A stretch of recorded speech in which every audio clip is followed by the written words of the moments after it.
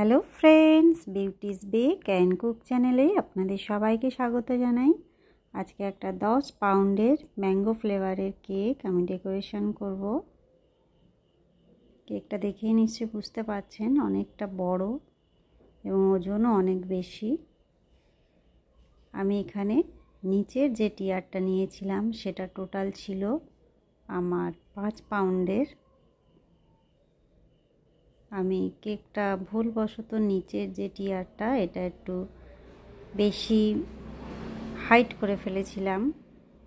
এটা আমার মিস্টেক হয়ে গিয়েছিল। পরে আমি এই হাইটটাকে যেন সমানভাবে তিনটেই টিয়ার দেখতে লাগে কিভাবে আমি সেটাকে ঠিক করেছি সেইটা আমি আপনাদের সঙ্গে শেয়ার করব। আমি এখানে ইয়েলো কালার ক্রিম নিয়েছি, পাইপিং ব্যাগে ভরে নিয়েছি, নিয়ে কেকের গায়ে আমি লাগাচ্ছি। এটা ফাইনাল লেয়ারিং হচ্ছে। এর আগে যে লেয়ারগুলো আমি কেটেছি, ক্রিম দিয়েছি, সেগুলো দেখালাম না। প্রত্যেকটা ভিডিওতে আমি সেগুলো শেয়ার করি। এটা অনেকটা বড় হয়ে যাবে, সেই কারণে আমি এটা দেখালাম না। জাস্ট ক্রিম দিয়ে কিভাবে বড় কেকগুলো ফিনিশিং দেবেন সেইগুলোই আমি এখানে শেয়ার করছি। যখনই বড় মাপের কোনো কেক হবে সেগুলো সবসময় পাইপিং ব্যাগে ক্রিম নিয়ে ফাইনাল লেয়ারিংটা করার চিন্তা করবেন। তাতে কি হবে, কষ্ট কম হবে আর খুব তাড়াতাড়ি এটা হয়ে যায় পাইপিং ব্যাগের সাহায্যে।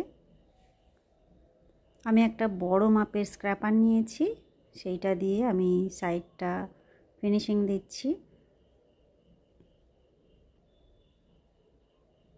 এরকম হাইটেড স্ক্র্যাপার পাওয়া যায় বাজারে, সেইগুলো নিয়ে কাজগুলো করবেন। আর উপরটা আমি প্যালেট নাইফের সাহায্যে করছি। আমি খুবই স্পিডে জিনিসগুলো দেখিয়ে দিচ্ছি, নইলে অনেকটা বড় হয়ে যাচ্ছে। আমি এই ফাইনাল লেয়ার দিয়ে 6 থেকে 8 ঘন্টা ফ্রিজে রেখেছিলাম, পুরোপুরি ঠান্ডা করেছি। তারপরে আমি টিয়ারগুলো একটার উপর আরেকটা রাখবো। আমি কয়েকটা মোটা ধরনের স্ট্র এর মধ্যে দিয়ে দিয়েছি, যেন উপরের যে আমি রাখছি টিয়ারগুলো তার ওয়েটে নিচের যে টিয়ারটা রয়েছে সেটা নষ্ট না হয়ে যায়। অনেক সময় কেকের চাপে নিচের যে কেকটা থাকে বা টিয়ারটা থাকে সেটা নষ্ট হয়ে যেতে পারে, সেদিকে খেয়াল রাখতে হবে। সেই জন্য পুরোপুরি ঠান্ডা করবেন কেক, তারপরে তার মধ্যে সাপোর্ট হিসাবে কিছু মোটা ধরনের স্ট্র ব্যবহার করবেন। আমি এখানে 1M নজেল নিয়েছি আর আমি ক্রিমে অরেঞ্জ কালার মিক্সড করেছি। যেহেতু নিচের টিয়ারটা আমার অনেক বেশি হাইট ছিল, সেই জন্য আমি অর্ধেক এই রকম ছোট ছোট গোলাপ করে ভরাবো আর অর্ধেকটা খালি রাখবো। তাতে কি হবে, নিচের যে টিয়ারটা আমি অনেক বড় করে ফেলেছি সেইটা দেখে মনে হবে না। এই টিপসটা একবার ফলো করে দেখবেন, কত সহজেই জিনিসটা মিটে যায়। যে প্রবলেমে আপনি পড়েছেন সেটা সলভ হয়ে যাবে।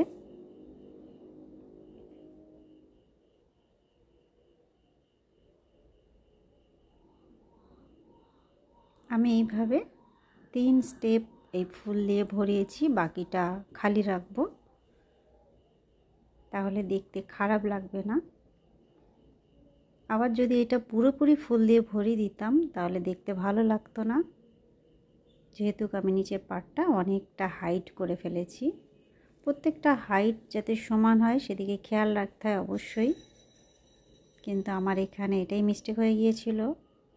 আমি অতটা খেয়াল করিনি যে এটা বড় হয়ে গিয়েছে।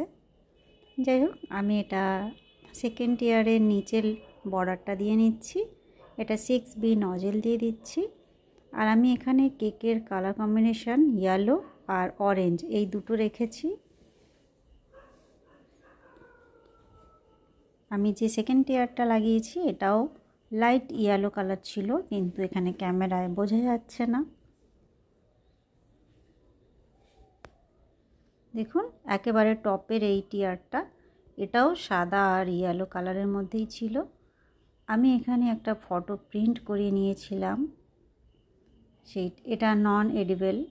এটা আমি জাস্ট বসিয়ে দিলাম, দিয়ে সাইড দিয়ে একটা বর্ডার দিয়ে নিচ্ছি। এটা খাওয়া যাবে না ফটোটা।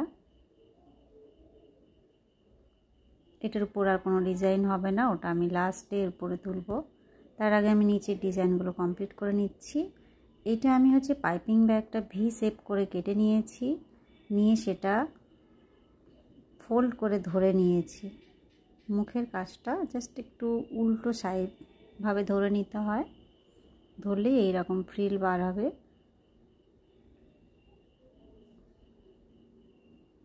এর জন্য আলাদা করে ফ্রিল নজেল লাগে না, এইভাবে টিপসটা ব্যবহার করলে আপনিও করতে পারবেন। আমি আস্তে আস্তে একদম উপরের টিয়ারটা দুটো নাইফ দিয়ে ধরে বসিয়ে দিলাম। আর আমি অফ ক্যামেরায় একটা উপর থেকে নিচ পর্যন্ত মোটা স্ট্র একটা দিয়েছিলাম, সেটা আর দেখানো হয়নি। আমি একইভাবে উপরের টিয়ারেও ফ্রিল বানাচ্ছি। এই ডিজাইনগুলো দেখতে খুবই সুন্দর লাগে।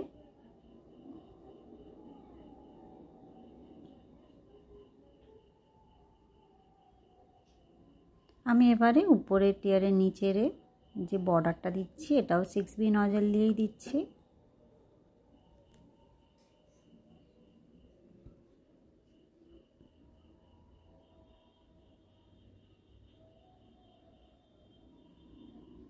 এইবার আমি রেড কালার ক্রিম নিয়েছি, আর এটা হচ্ছে একদম ছোট সাইজের স্টার নজেল। প্রত্যেকটা ফ্রিলের শেষে আমি একটা করে ফুল করে দিচ্ছি।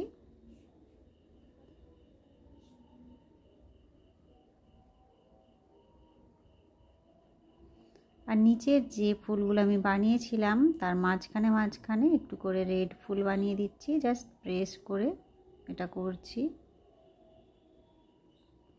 যাতে রেড কালারটা প্রত্যেকটা টিয়ারে একটু করে থাকে।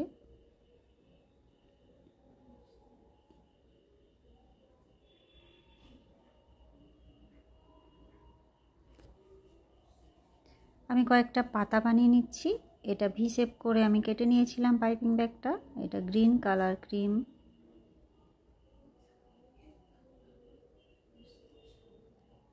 এবার আমি কয়েকটা সুগার বল নিয়েছি, নিয়ে নিচের যে ফুলগুলো রয়েছে সেখানে একে একে বসিয়ে দিচ্ছি। এখানে ছবিটা ভীষণই খারাপ লাগছে, ভিডিওটা কখন এইভাবে উঠেছে আমি খেয়াল করিনি। আমি কয়েকটা গোল্ডেন কালার সুগার বল নিয়ে পুরো কেকটাতেই দিয়ে দিচ্ছি।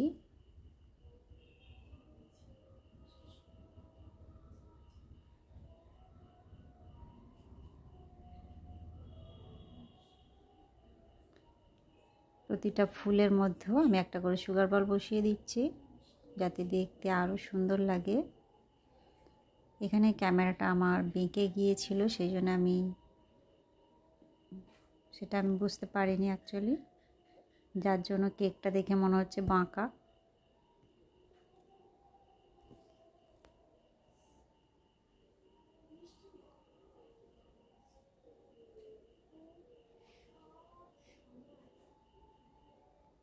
এই তো কেকটা আমার কমপ্লিট হয়ে গিয়েছে বন্ধুরা, দেখুন কেমন লাগছে। ভালো লাগলে বা যদিও একটু মনে হয় আপনাদের হেল্প হয়েছে, তাহলে অবশ্যই একটা লাইক দেবেন, চ্যানেলটা সাবস্ক্রাইব করে রাখবেন। দেখাবে নেক্সট ভিডিওয়। Bye bye.